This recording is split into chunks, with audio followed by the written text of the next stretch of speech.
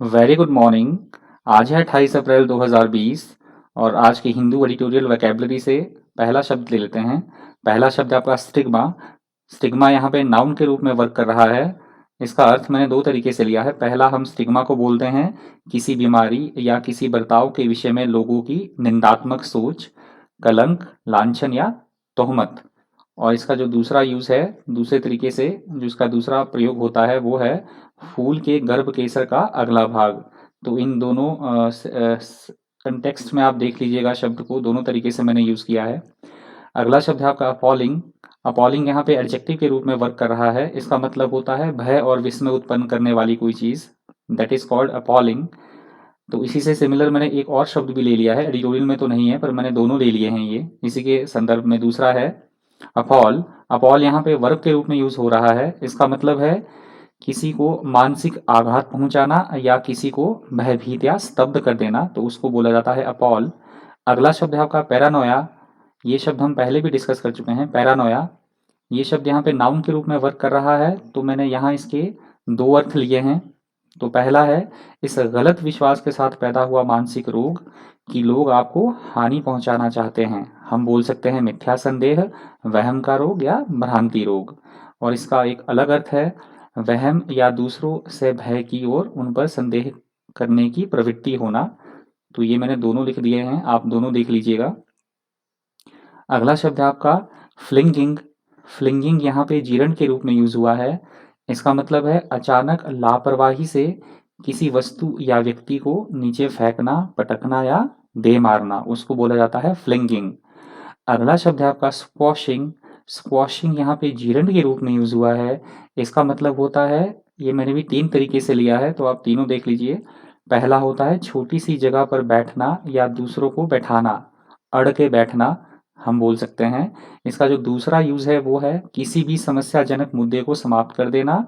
और इसका तीसरी तरह से मैंने यूज लिया है किसी वस्तु को ऐसे दबाना कि वह टूट फूट जाए, उसका आकार या शक्ल बदल जाए, वह चपटी हो जाए, और हम बोल सकते हैं भुर्ता बना देना किसी का। तो ये तीनों कंटेक्स्ट में आपने ध्यान रखना है शब्द का, तीनों देख लीजिएगा। ये मतलब होता है स्क्वैशिंग का, स्क्वॉशिंग का। अगला शब्द है आपका बिट्रेड। बिट्रेड यहाँ पे वर्ब के रूप में यूज हुआ है और ये पास्ट पार्टिसिपल है।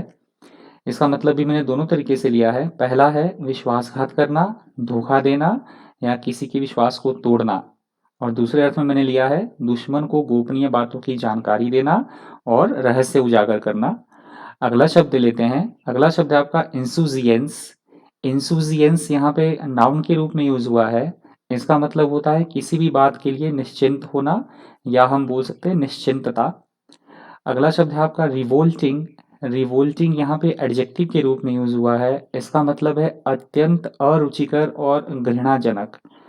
अगला शब्द है आपका रिवोल्ट। रिवोल्ट यहाँ पे वर्ब के रूप में यूज हुआ है। इसका मतलब होता है किसी व्यक्ति या ग्रुप के विरुद्ध विद्रोह करना, वो भी हिंसात्मक रूप से। और जो इसका दूसरा मतलब होता है वो है किसी के मन में घृणा भर देना, उसको भी रिवोल्ट बोला जाता है। अगला शब्द है आपका एग्रावेट। एग्रावेट यहाँ पे वर्ब के रूप में यूज हुआ है। इसका मतलब होता है किसी स्थिति या समस्या को और अधिक गंभीर या जटिल कर देना, उसको बिगाड़ देना, बद से बदतर कर देना, तो उसको बोला जाता है एग्रावेट। और इसका एक और अर्थ में भी यूज हो सकता है किसी को क्रोधित कर देना, तो उसको भी एग्रावेट बोला जाता है। अगला शब्द है आपका डिबिलिटी। डिबिलिटी यहाँ पे नाउन के रूप में यूज हुआ है। इसका मतलब होता है कमजोरी या दौर्बल्य। अगला शब्द आपका डिसमल। डिसमल यहाँ पे एडजेक्टिव के रूप में यूज हुआ है। इसका मतलब होता है कोई भी चीज जिसकी गुणवत्ता ठीक ना हो, मतलब उसका स्तर निम्न स्तरीय या घटिया कोई चीज होना, क्वालिटी जिसकी ठीक नहीं हो। और दूसरे अर्थ में मैंने लिया है दुखद या दुख भरा और निराशाजनक होना, तो उसको भी बोला जाता है डिसमल। अगला शब्द ले लेते हैं। अगला शब्द है आज का मिटिगेट। मिटिगेट यहाँ पे वर्ब के रूप में यूज हुआ है। इसका मतलब है किसी भी बात किसी भी बात की गंभीरता को, उसकी पीड़ा को, किसी भी बात कोई भी बात है उसकी गंभीरता को, उसकी पीड़ा को या फिर उसकी अरोचकता को कम कर देना, तो उसको बोला जाता है मिटिगेट। हम पहले भी डिस्कस कर चुके हैं ये वर्ड। अगला वर्ड है आपका अमिडस्ट्स। ये नाउन के रूप में यूज़ हुआ है। इसका मतलब होता है के बीच में किसी कोई प्रोसेस हो रहा है, कोई बात हो रही है तो उसके बीच में, तो उसको बोला जाता है अमिडस्ट। अगला शब्द है आपका रेटिफाइड। रेटिफाइड यहाँ पे वर्ब के रूप में यूज़ हुआ है और ये पास्ट पार्टिसिपल की तरह वर्क कर रहा है। इसका मतलब होता है किसी समझौते की औपचारिक पुष्टि करना, या तो मतदान के द्वारा या फिर हस्ताक्षर के द्वारा, तो उसको बोला जाता है रेटिफाइड। आपका अगला शब्द है लिटिगेंट। लिटिगेंट यहाँ पे नाउन के रूप में यूज़ हुआ है। इसका मतलब होता है न्यायालय में मुकदमा लड़ने वाला व्यक्ति।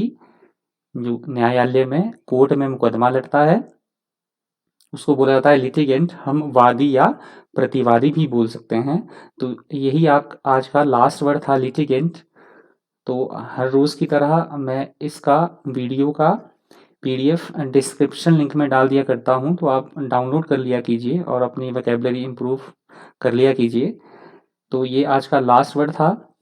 यदि इस वीडियो की ऑडियो आपने सुनना है तो आप मुझे खबरी ऐप पे फॉलो कर सकते हैं। प्ले स्टोर पे जाके आप खबरी ऐप इंस्टॉल करके वहाँ पे मेरी इस सारी वीडियोस की ऑडियोज़ आपको मिल जाएंगी खबरी ऐप पे, तो आप वहाँ मुझे सुन सकते हैं। तो आज के लिए इतना ही। Thank you. Thanks for watching.